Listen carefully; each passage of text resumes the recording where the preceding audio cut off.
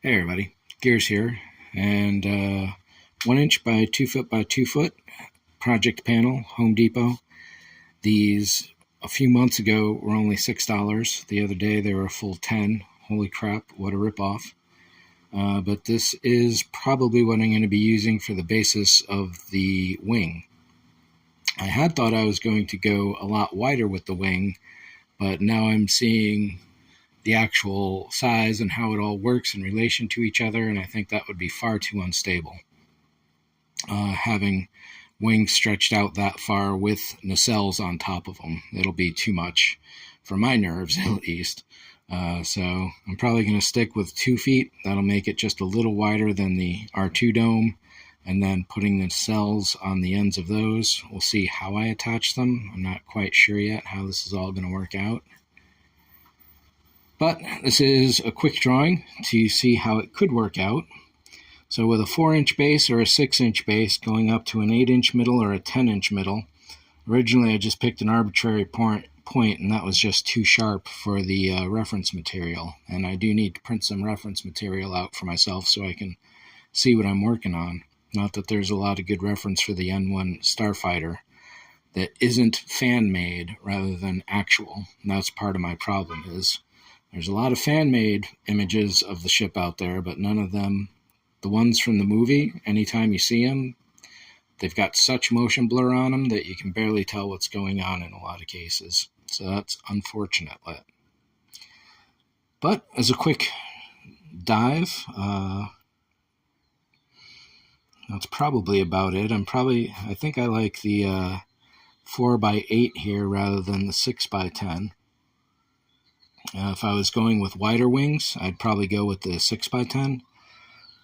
But if this is going to be it, and then I really got to figure out how I'm going to do this. I might wind up getting another one of these and cut one wing off of one side entirely. And then any extra length would go inside the nacelle for extra stability. And I would slide the nacelle onto the end of the wing rather than having the nacelle attach right at the wing. So we'll see, and if none of that makes sense, it will as I go further along this part of the project. I'm probably going to take a razor blade and cut the 4x10 now and then pop that into place to see how it looks. Why don't I go and do that now, actually?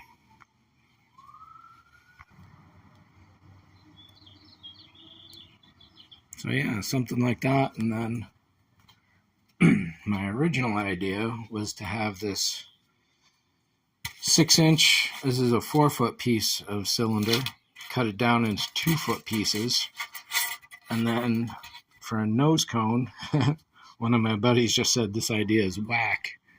The idea is here to take a casting of this, smooth it out, and then that would go half of it, right? There's the cut line in the middle there. So half of it would be sticking out of the front there. We'll see how this goes. This size could be far too large.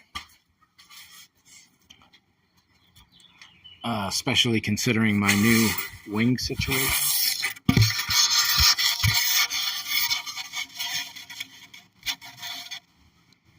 But yeah, if you think of a 2-foot length on this, that could be tough. And it's windy, so I'm not going to be able to hold that there for very long. But it is time to start thinking about the wings. I was actually hoping I could use these old land speeder pieces, but they're ovals, they're not circles, and I need circles. The nacelle itself is not straight, it's got a bit of a curve into it, so I'm going to have to think about how I'm going to deal with that if I want to go that far. Yeah, I have to, let's face it. I want this to be as relatively accurate as possible, so those nacelles have to have a bit of a swish going to them. But I think that's it for this one.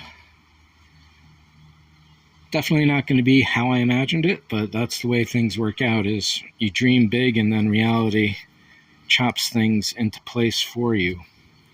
So it's not straight or level or anything by any means. Let's see if I can back up here some.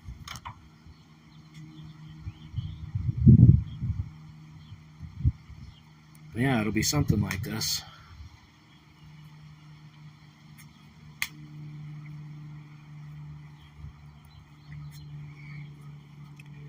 So I think that's it for now. Thanks for watching. See ya.